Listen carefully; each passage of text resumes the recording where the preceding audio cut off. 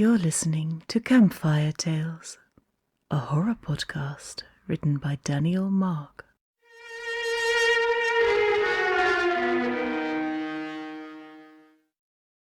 Not at the table.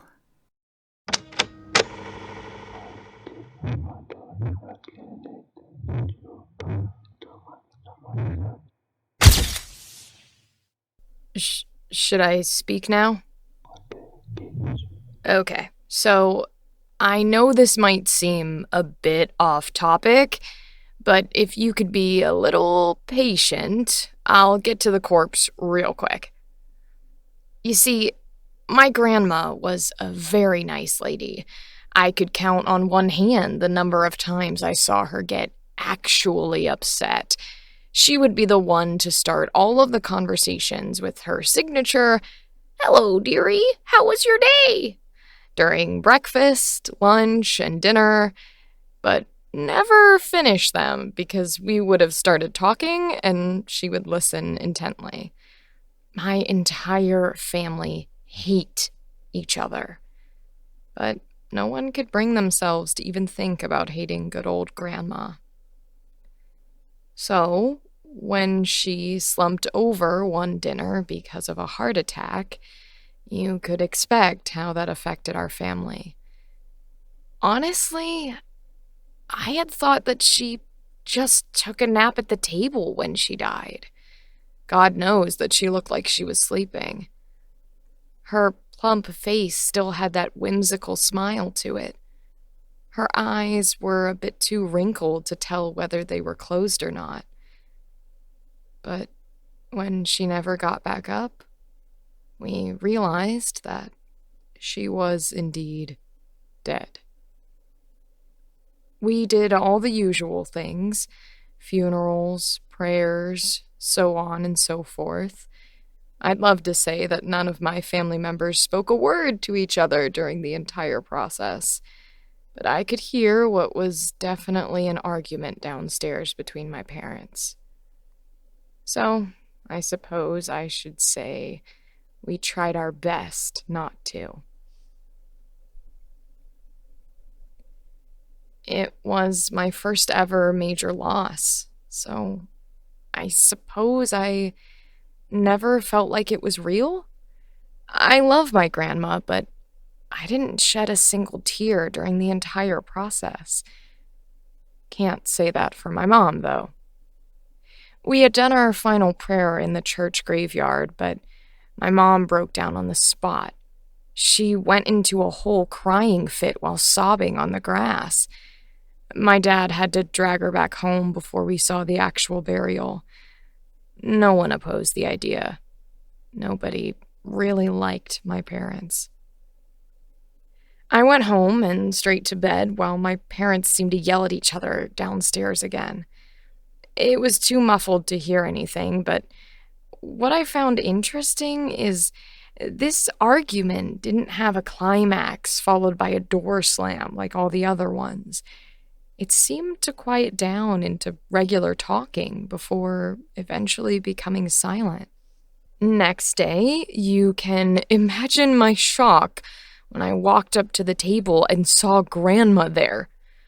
I stumbled back and almost tripped against the trash can. You should understand, I don't find zombies or ghosts scary.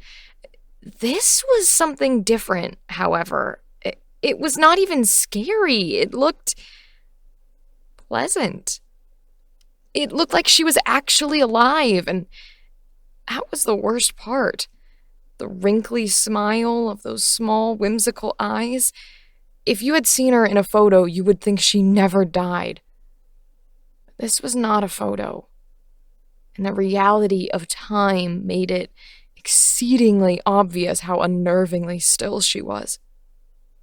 She looked so alive, though, and so pleased at that. God. I figured out later that it was just taxidermy. I had such a different picture of taxidermy in my head. I expected stitches, cotton, and had not initially considered that humans could be taxidermied too. But I'll have to hand it to them. She looked like my grandma. I never did find out who commissioned it, Dad or Mom. Hell, they could have both done it at the same time. It doesn't matter, however, since Grandma was back and at the table. It was silent as a grave. Without her starting a conversation, we would just come, eat, and leave. Not a word spoken. That's part of the reason why I don't know who did it. I could never bring myself to ask. I do find it unnerving that the dead body of my grandmother is sitting there at the table beside us. But I can't help but feel like the alternative might be much worse. At least there's no shouting when her tiny wrinkly eyes stare upon the table, with that absent intrigue that could still be seen on her face. After a few months, it had become just another part of our life. I was so used to seeing her there that even at the dead of night, when I slowly creeped down those creaky stairs and walked up to the fridge with nothing but a shirt and underwear, I didn't mind the figure that was staring at me, her pupils dimly illuminated by the blue hum of the fridge. I was used to her. Not that I felt comfortable. I was just used to her. Even Mom and Dad stopped passing glances at the body during meals, and I think I might have even heard my dad talking to it while he was brewing some morning coffee. Every time I heard Mom's soft voice, I'd always see her back bent over toward the direction of the body, either whispering into it or kissing the body. Well, that was, at least, until May.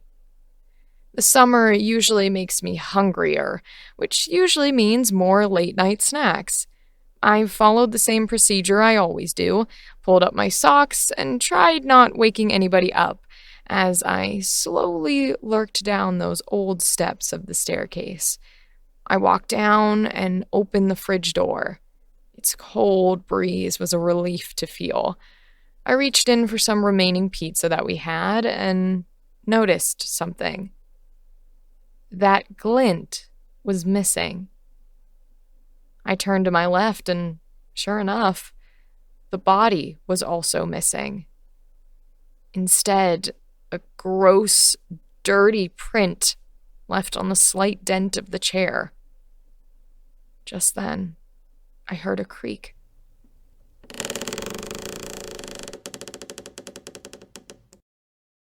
I immediately tensed up. My hands started jittering. The creak was loud at first. The second one was quieter and longer, and the third was completely inaudible. It was trying to sneak up the stairs.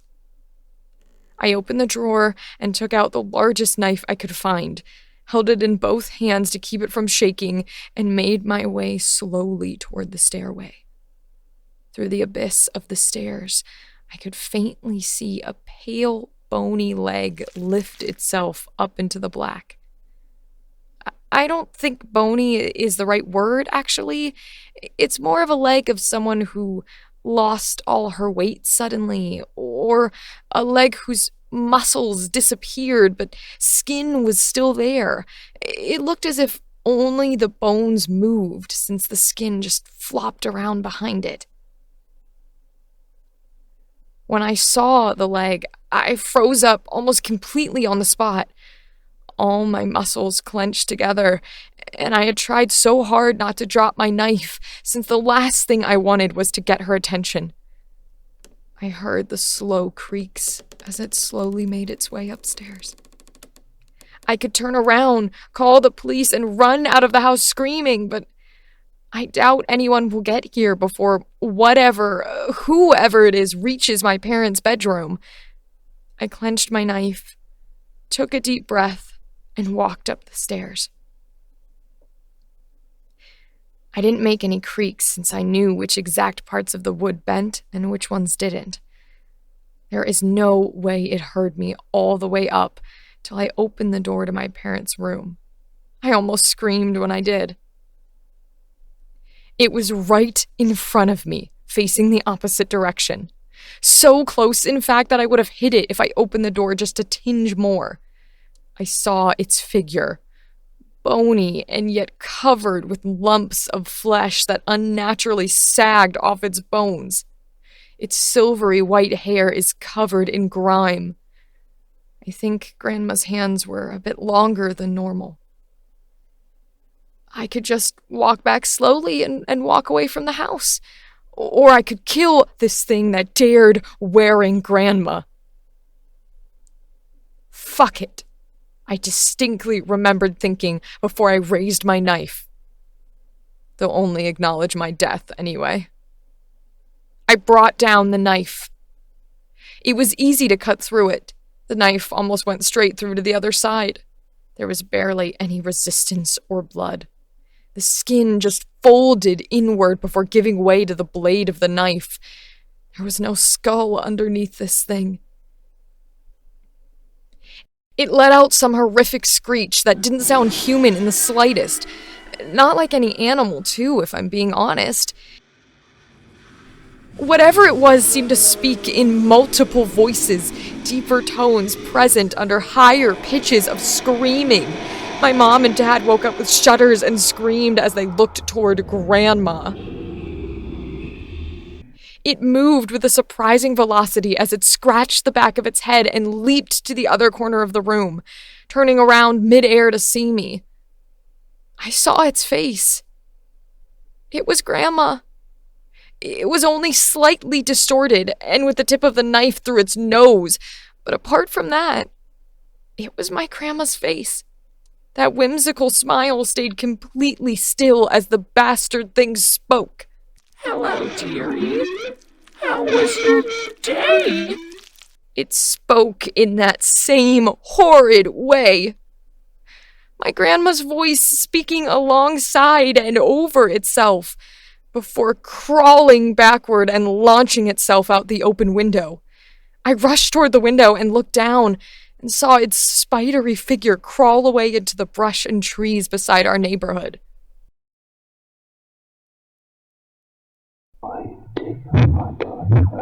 Yes, that would be it.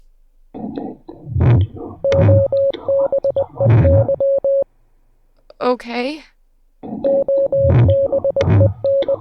Okay.